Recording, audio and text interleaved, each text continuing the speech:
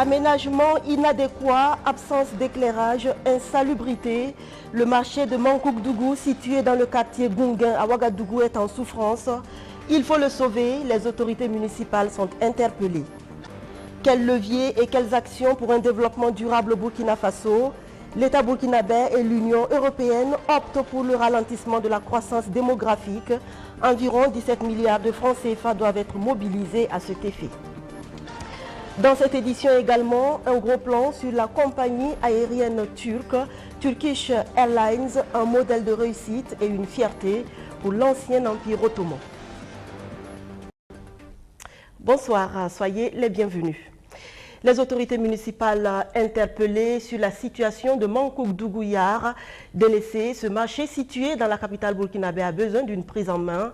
En assemblée générale samedi dernier, les commerçants mettent à nu leurs difficultés quotidiennes. Luc Pak-Belgem, Roméo Kweta.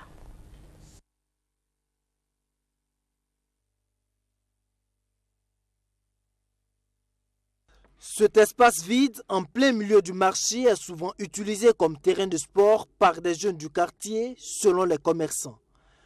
Une situation inconfortable pour ceux d'entre eux installés tout autour de cet espace. S'ajoute à cela l'état d'insalubrité avancé dans lequel se trouve le marché. De l'avis des commerçants de Mankouk-Dougou-Yar, ce marché situé à Gunguin, dans l'arrondissement 2, est tout simplement délaissé par les autorités municipales. C'est pourquoi ils interpellent les premiers responsables de l'arrondissement pour exprimer leurs préoccupations. Depuis 2010 que le marché était ouvert, mais depuis 2010, rien n'a été fait encore. Donc ce qui fait que l'espace vide là, qui est là, ça ne nous avantage pas. Donc ce qui fait que même si tu rentres au marché, tu ne sais pas que c'est un marché. Voilà pourquoi on s'est constitué avec l'association des commerçants pour essayer de voir, recenser les préoccupations que nous racontons dans ce marché pour faire une doléance auprès des autorités pour pouvoir les soumettre pour qu'elles puissent étudier notre cas. Il y a aussi des soupçons de transformation de cet espace vide en un centre de santé, ce qui inquiète sérieusement les commerçants. Mais le maire de l'arrondissement tient à les rassurer.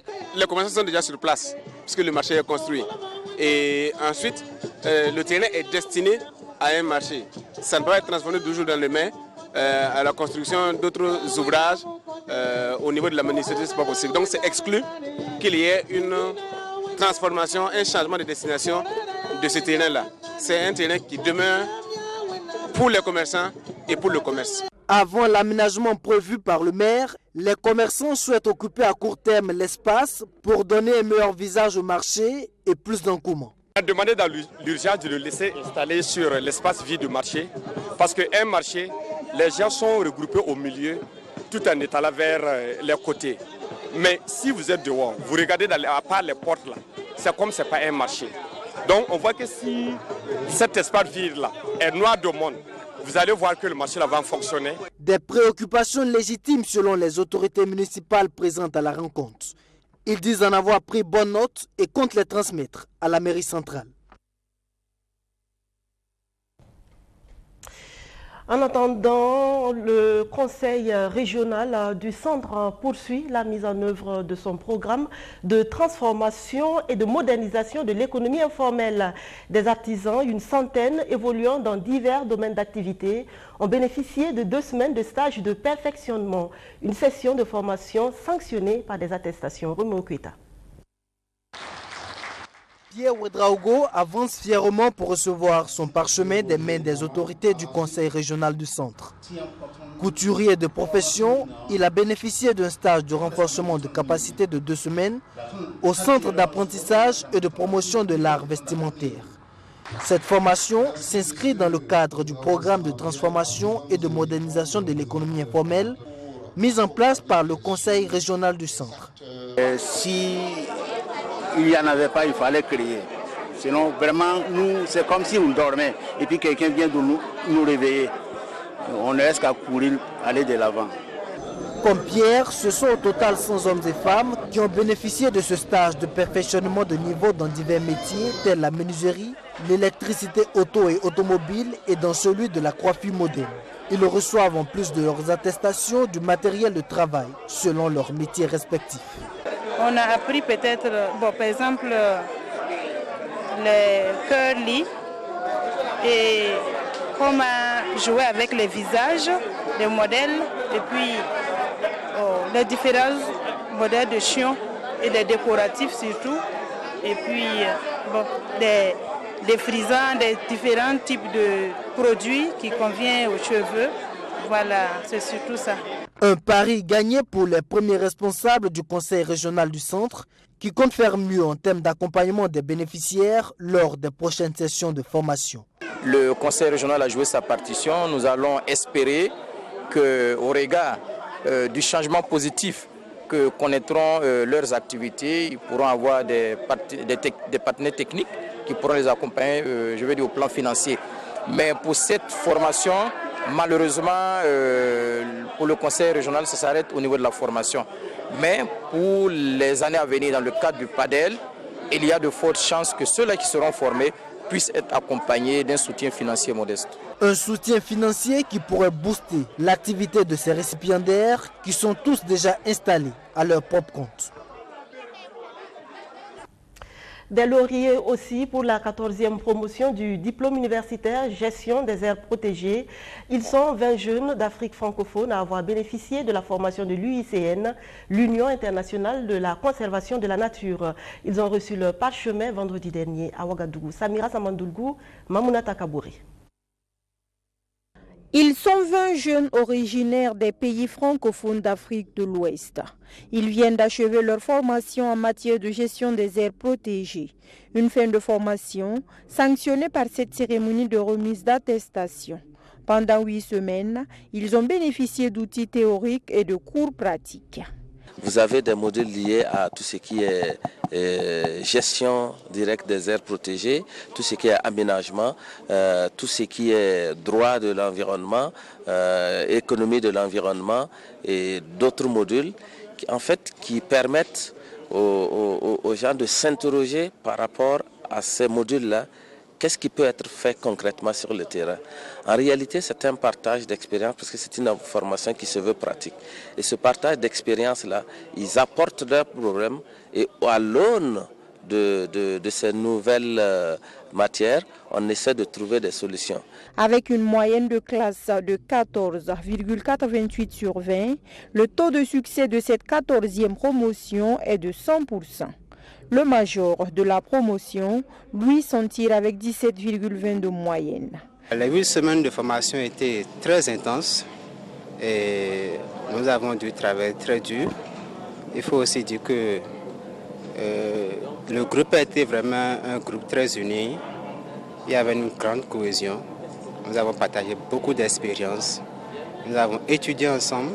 Nous avons passé en revue des épreuves, des cours, des compréhensions, des expériences. C'était vraiment riche ces 8 semaines-là. Mathias Ouedraogo est le seul Burkinabé ayant pris part à cette formation.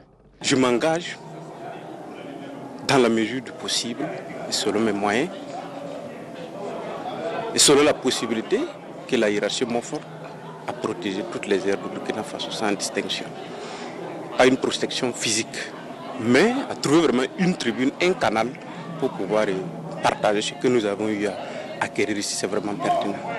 Cette formation a été initiée par l'Union internationale pour la conservation de la nature, UICN. Selon cette organisation, une aire protégée est un espace géographique clairement défini, reconnu, dédié et géré par des moyens légaux ou autres, afin de favoriser la conservation à long terme de la nature et des services écosystémiques et des valeurs culturelles qui y sont liées. Le Burkina Faso compte plusieurs aires protégées, dont le parc à Tambi-Kaboré et la réserve de Nazenga.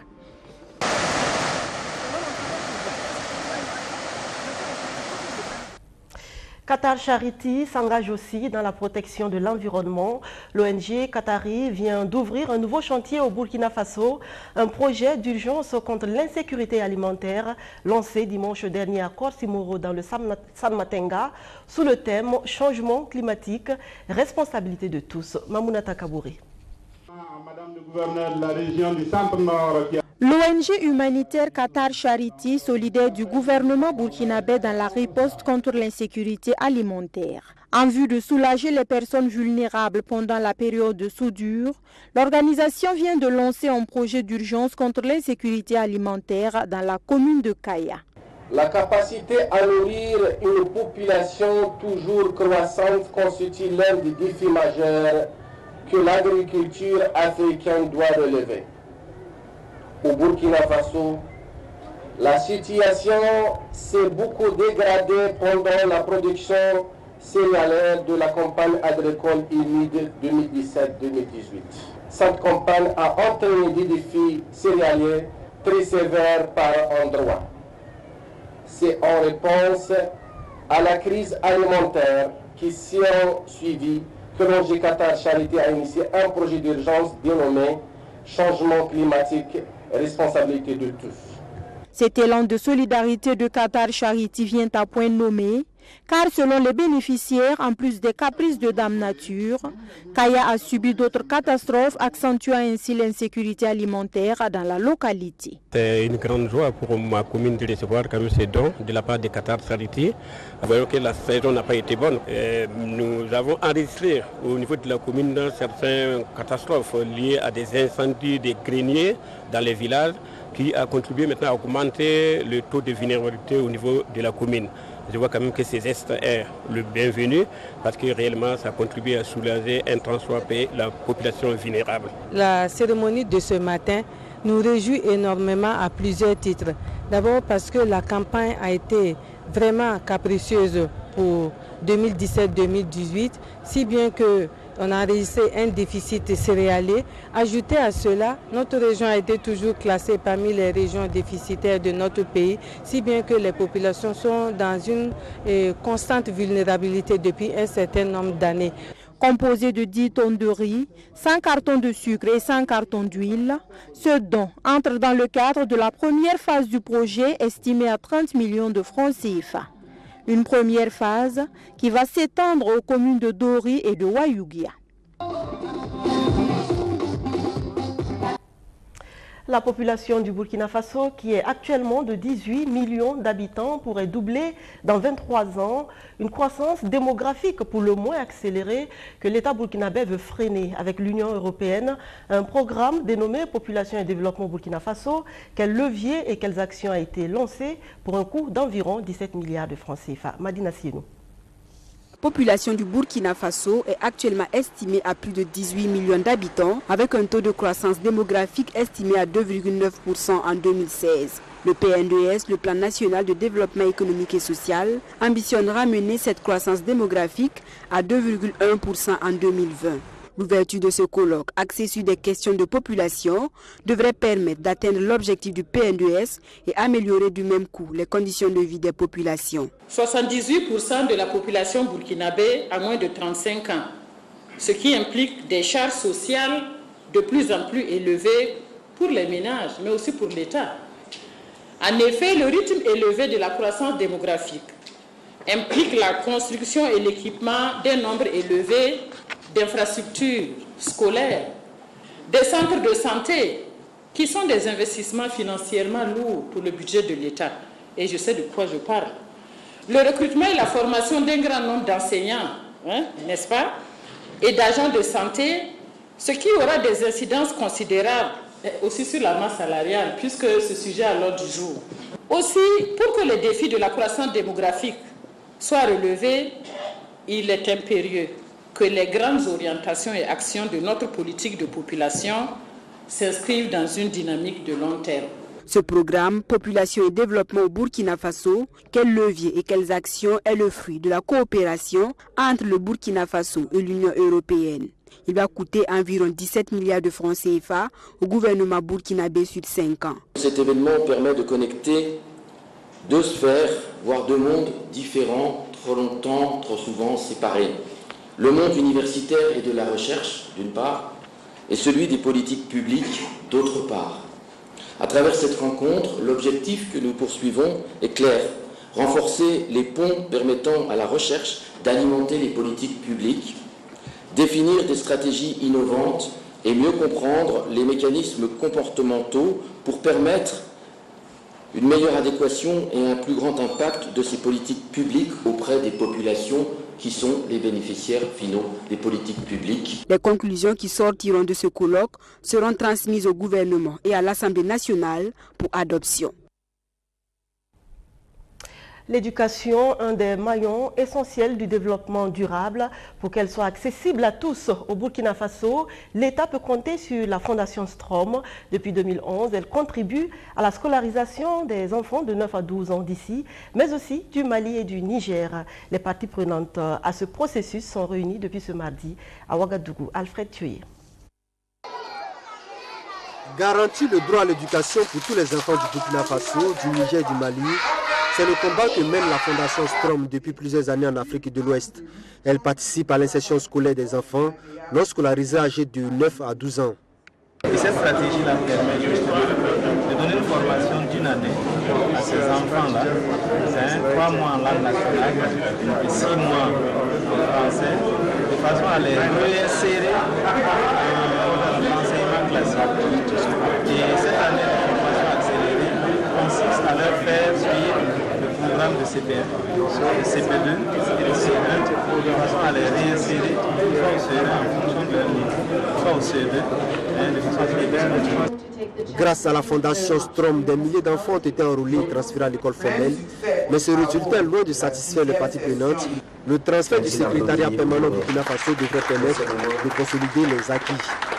Le défi, c'est de faire fonctionner ces Arabes permanents au niveau des États, de faire en sorte de passer à l'échelle supérieure, travailler à construire davantage ensemble, travailler à diversifier davantage ces centres et à faire en sorte que au prochain conseil d'orientation, on puisse avoir plus d'écoles, plus d'enfants qui par cette initiative puissent être réinsérés dans le système.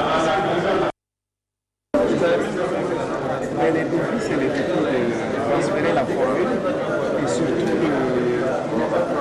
d'assurer l'accueil des enfants dans les écoles transférées, puisqu'ils reviennent dans les systèmes formels. Et l'objectif ici, c'est de puissent trouver des enseignants, des candidats, des classes et des tables de fourniture comme tous les autres. En 2014, 2 600 000 enfants âgés de 6 à 16 ans étaient hors de l'école. À ce chiffre s'ajoute au nombre des élèves déscolarisés du fait des attaques terroristes dans le Nord. Et la stratégie de scolarisation accélérée passerelle devrait permettre de contribuer à la scolarisation de ces enfants. Un mot de religion dans ce journal, Sanyonyogo, rebaptisé Galilée, le temps d'une journée le 8 avril dernier. Galilée, c'est là où, selon la Bible, le Christ ressuscité a rencontré ses disciples.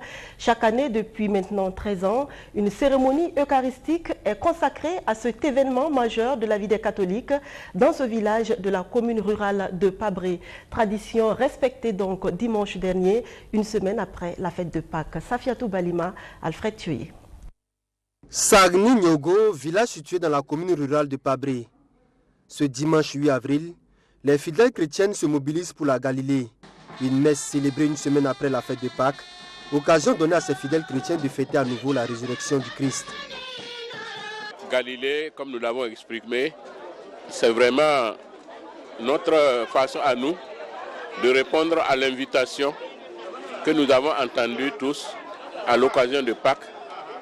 Le Christ ressuscité qui invite ses disciples à aller en Galilée parce que c'est là qu'ils vont le rencontrer. Alors nous aussi, nous avons entendu l'appel du Seigneur et nous venons ici, dans cette localité, Saïnyongo, pour rencontrer le Christ. Venir vraiment nous convaincre que le Christ est ressuscité et que cette bonne nouvelle qui a été annoncée, bien sûr, aux disciples d'abord, c'est-à-dire même aux Israélites, et bien cette bonne nouvelle s'adresse à nous aujourd'hui, nous qui vivons dans ce monde. Le Christ est venu, il nous a libérés de la mort et du péché et il nous a promis que nous aussi, eh bien, nous sommes vainqueurs de la mort et du péché et que nous aussi, à la fin de notre vie, nous ressusciterons et nous serons avec lui au ciel. La bonne nouvelle, c'est que la résurrection du Christ ne laisse pas les croyants indifférents. La marraine renaît avec le Christ. C'est une résurrection pour moi. Quand M. Guy Sawadoro est venu me voir à la télé pour me demander d'être la marraine de cette édition, j'ai accepté sans trop de conviction et plus tard, je me suis rappelé les paroles de la Sainte Bible et je me suis dit non, Dieu n'attend rien de moi. Au contraire, il veut m'offrir quelque chose. Dieu veut me donner quelque chose. Et quand je suis arrivée ici, ça m'a conforté dans ce que je pensais déjà. Dieu est miséricordieux. Il ne regarde pas ce que les hommes font.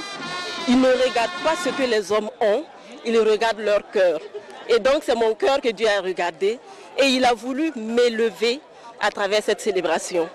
À cette 13e édition de la Galilée, des fidèles chrétiens sont venus de Dibé et des Orgo pour communier avec leurs frères de Sagni Nogo. Des louanges et des pas de danse traditionnels sont exécutés à l'honneur du ressuscité.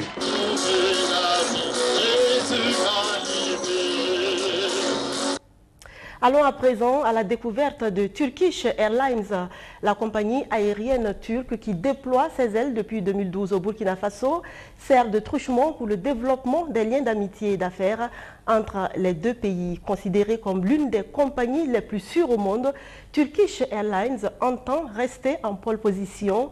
Son ambition à l'horizon 2023, disposer de plus de 500 avions dans sa flotte, atteindre le nombre de 120 millions de passagers par an, avec à la clé 30 milliards de dollars américains de revenus. Et vous verrez avec Rémi Lambert-Nebier qui vient de rentrer d'Istanbul que la compagnie a les moyens de sa politique. Suivez.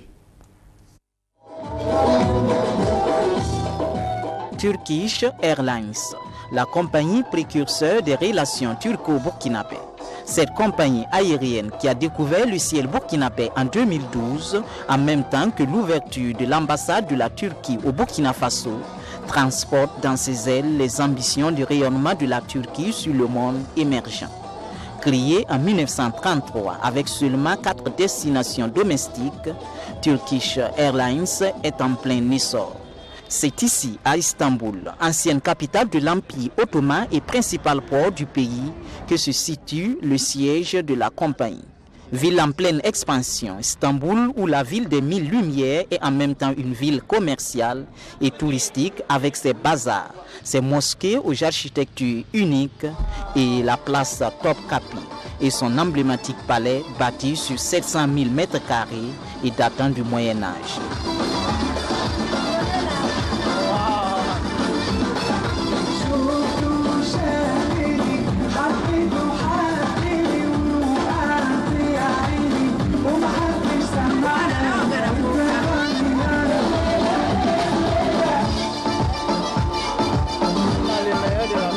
En 2017, ils ont été 32 millions de visiteurs à fouler le sol du pays de Tayyip Erdogan. Des visiteurs qui ont fait de Turkish Airlines leur compagnie de choix. La compagnie possède la 10e plus grande flotte au monde avec 328 avions pour 305 destinations dans 121 pays. Au sein de l'état-major de la compagnie, on suit de très près la croissance économique de part et d'autre dans le monde pour orienter les destinations. Durant ces 15 dernières années, Turkish Airlines est passé de 2 destinations en Afrique à 52 sur le continent. Nous avons choisi de desservir l'Afrique pour la principale raison que le développement du continent est similaire à celui de la Turquie. Et en effectuant des vols Turkish Airlines sur le continent, nous ne faisons qu'accroître les échanges et renforcer le brassage des peuples. Ce sont les mêmes raisons qui nous ont conduits à être au Burkina, qui est un pays en pleine croissance avec un riche potentiel de développement. Et nous pensons avoir fait une bonne option. Je n'ai pas en tête combien de passagers nous avons transportés à partir du Burkina, mais en 2017, ce sont 1,5 million de passagers que nous avons transportés en Afrique subsaharienne. Réputée être la compagnie qui sert le plus de pays au monde, Turkish Airlines doit aussi son expansion mondiale à la qualité de son management. La compagnie possède le 4e plus grand centre d'entraînement au monde. Sous peine de perdre leur licence, les pilotes de la compagnie subissent semestriellement dans ce centre de simulation une remise à niveau au cours de laquelle toutes les configurations de panne aérienne sont passées en revue.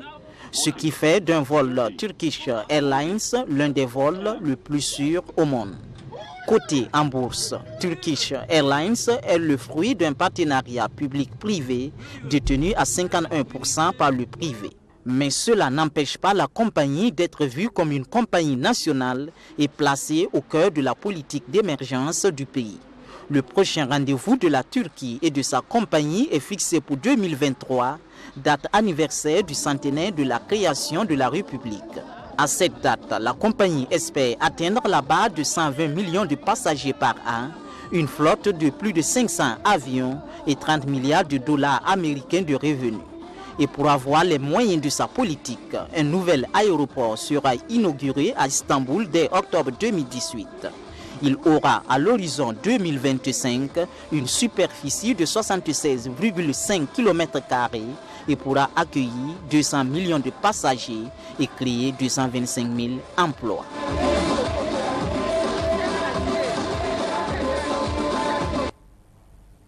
Le monde est un endroit où de bonnes personnes sont disponibles. Oui, il y a toujours de bonnes personnes sur Terre, quoi qu'on dise.